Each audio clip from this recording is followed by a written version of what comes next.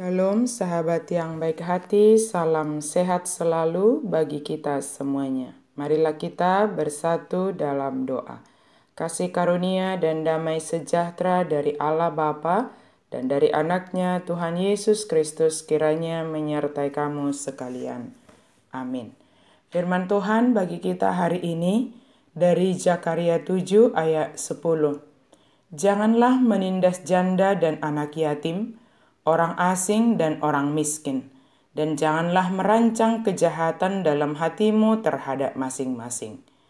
Jala unang rupahamu halak na mabalu dohok na sopot somarama somarina, nang halak na buro dohok na parir. Jala unang manangisi mamikiri na roa, dopak donganna di bagasan rohana. Janganlah merancang kejahatan dalam hatimu. Apakah dampak kehidupan beribadah kita kepada kehidupan kita sehari-hari? Terlebih dalam masa sulit sekarang ini, bagaimana tingkat kepedulian kita terhadap sesama kita? Dan bagaimana pertumbuhan karakter kita sebagai orang yang beribadah? Tahun keempat pemerintahan Raja Darius adalah 518 sebelum Masehi. Selama 70 tahun sebelumnya, bangsa Israel selalu berpuasa pada bulan yang kelima untuk mengenang kehancuran Yerusalem.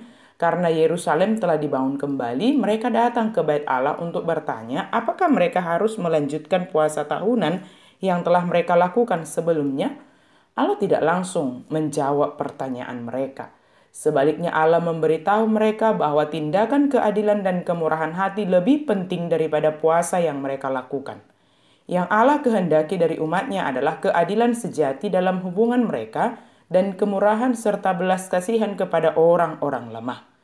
Dalam kenyataannya, walau mereka melakukan puasa tahunan tersebut, mereka yaitu bangsa Israel telah kehilangan kerinduan tulus terhadap hubungan yang penuh kasih dengan Allah.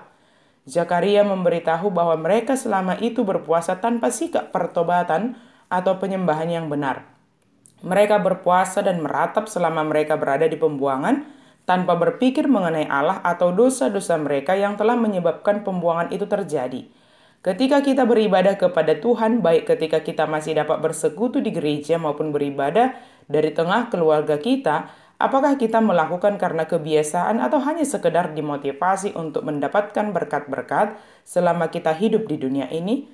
Allah berfirman bahwa sikap ibadah tanpa keinginan yang tulus untuk mengenal dan mengasihi Allah akan membawa kita kepada kehancuran dan sejatinya akan semakin menjauhkan kita dari Allah yang mengasihi kita.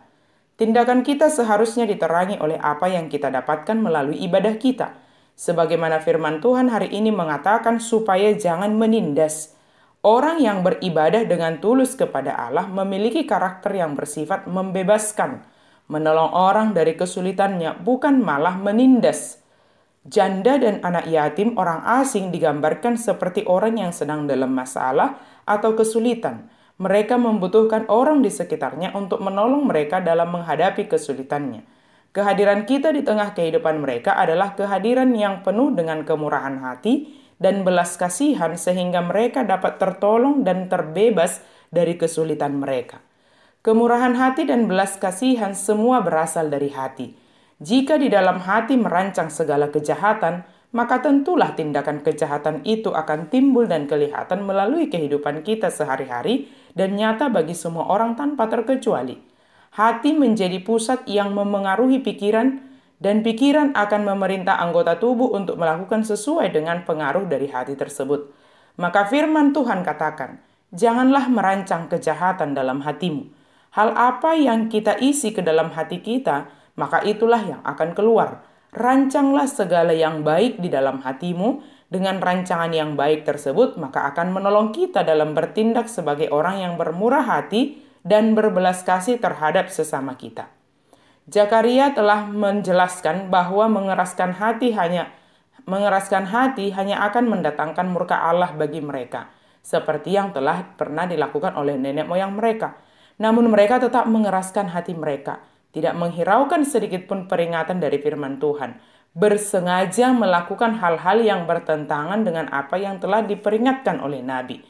Oleh karena itu, maka mereka mendapatkan hukuman mereka karena kerasnya hati mereka yang telah diperingatkan oleh firman Tuhan. Sahabat yang baik hati, hari ini kita diingatkan oleh firman Tuhan untuk bermurah hati, berbelas kasih, dan hadirlah membawa pembebasan bagi orang-orang yang ada di sekitarmu. Terlebih bagi mereka yang sedang dalam pergumulan dan kesulitan hidup. Rancanglah segala yang baik di dalam hatimu, dan tentu mari libatkan Tuhan dalam setiap rancangan kita di dalam hati kita, sehingga itu menjadi kebaikan bagi diri kita sendiri maupun bagi sesama kita yang ada di sekitar kita. Keadaan yang kita hadapi bersama saat ini menolong kita untuk semakin peduli satu sama lain, menolong orang dalam kesusahannya, dan semua itu berasal dari hati yang dipenuhi dengan kebaikan yang berasal dari Tuhan. Tuhan Maha Kasih menolong kita untuk melakukan firman-Nya, menolong kita untuk melembutkan hati kita di dalam mendengarkan firman yang disampaikan kepada kita, terlebih berkuasa atas kehidupan kita. Amin, mari kita berdoa. Terima kasih Tuhan untuk firman-Mu. Biarlah kami senantiasa peduli kepada sesama kami, membawa pembebasan, kami bermurah hati, dan berbelas kasih terhadap sesama kami.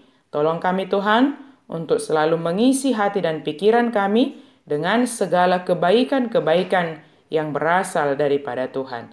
Di dalam nama Yesus kami berdoa dan berserah. Amin.